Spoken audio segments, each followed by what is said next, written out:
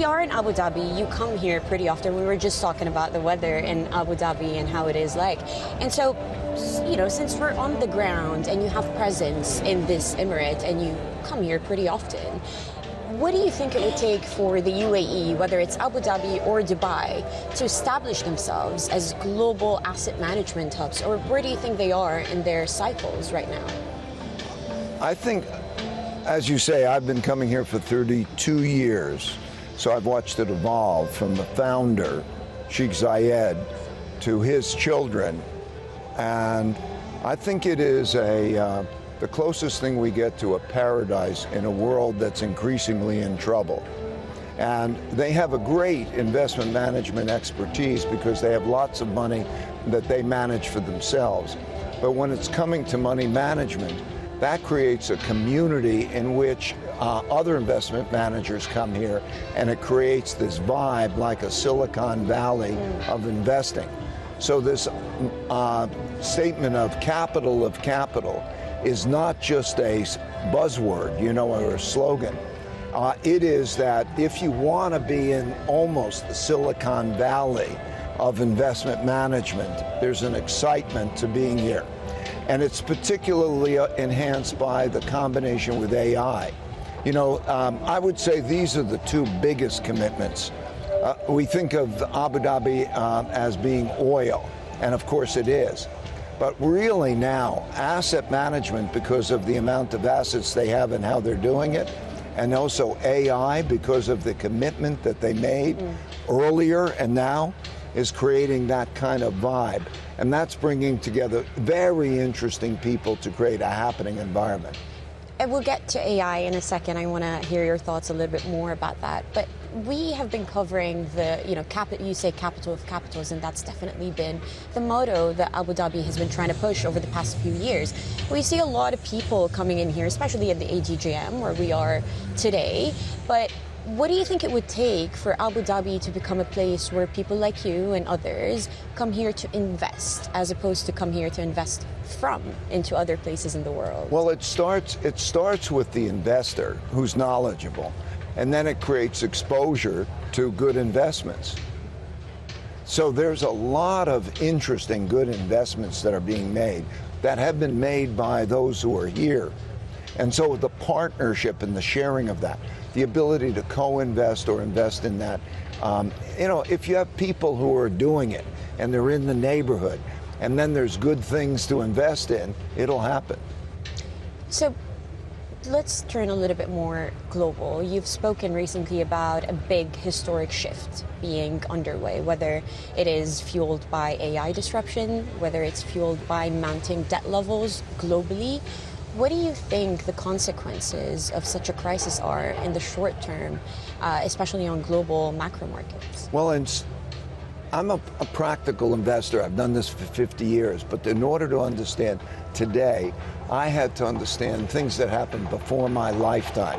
The big cycles, what causes breakdowns of monetary system. So I studied the last 500 years, and there are 5 big factors, 3 of which operate in a big cycle. There is the debt cycle, the debt money cycle, and I'll touch on that in a minute. There is, connected to the money and debt cycle, is the political cycle within countries, the left and the right. Gaps in wealth and values cause populism of the left and the right, which means that there are irreconcilable differences, so we have problems along those lines. And number 3, there's the geopolitical cycle, the world order, when rising powers challenge existing powers and existing systems. Those 3 are interrelated cycles: money, debt, the domestic economy, and the international economy.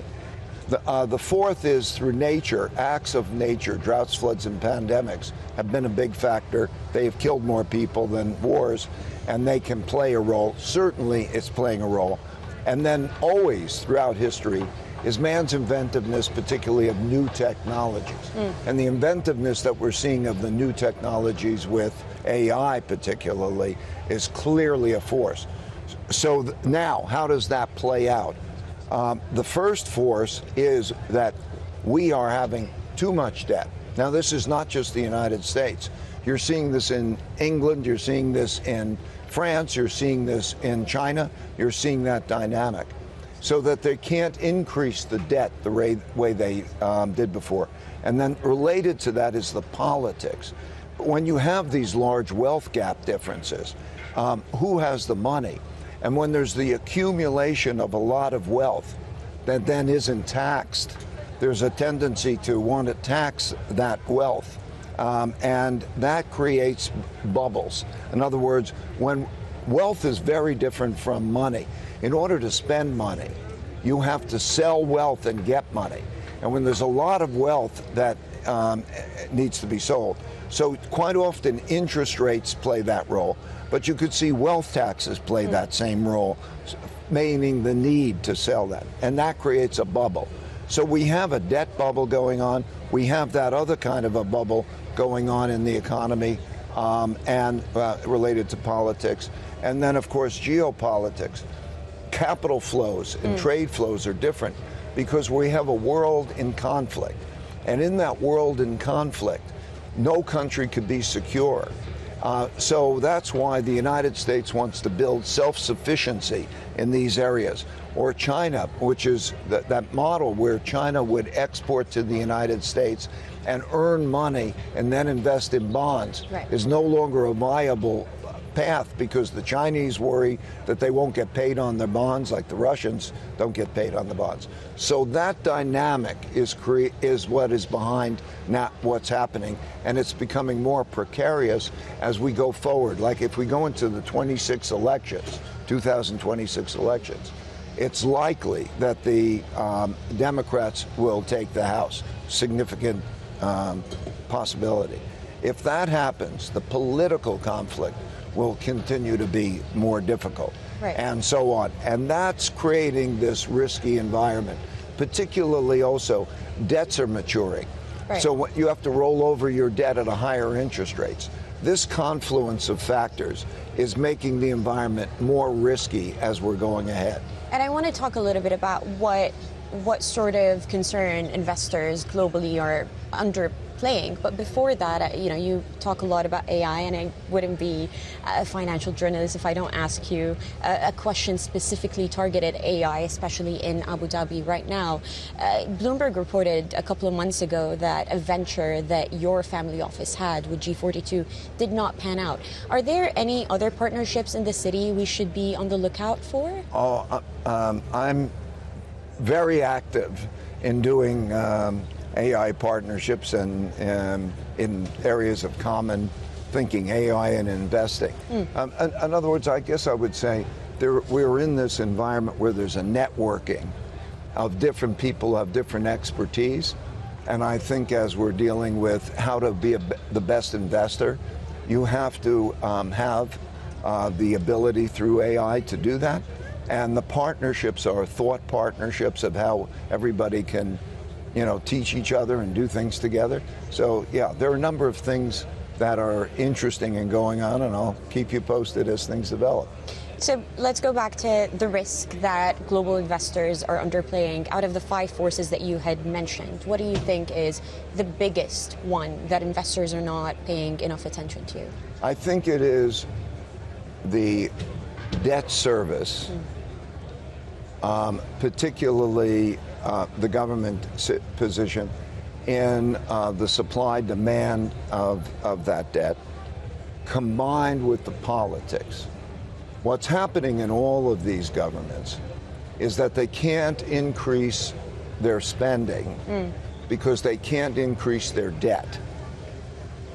And at the same time, they have the needs, more military spending and so on. And at the same time, they can't cut taxes. And so you're seeing a lot of political turnover. In the UK, they've had 4 prime ministers in the last 5 years. Same has been true in France, because there's not the ability to deliver on the economic promises that they're making.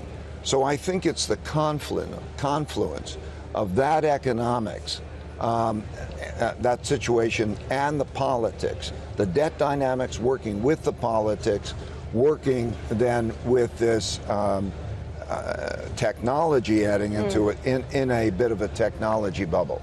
So final question. So that concerns me the most. And I would say particularly post-26. Does that mean that you said recently that 15% allocation in gold and Bitcoin, do you still stand by that line? I think that everybody should realize that gold is a type of money. It's not something to speculate in, just as you would hold cash. But other cash is a fiat money. And when you have debt, then the government needs to print money and make money easier, which lowers the value of that money. And so also to recognize that gold is a diversifier. When the other parts of the portfolio do badly because of some of the things we're talking about, gold will do better as a diversifier. So it has the effect in such times of raising the returns and diversifying the portfolio. A normal allocation would be between 5 and 15% if you just went into a portfolio optimizer.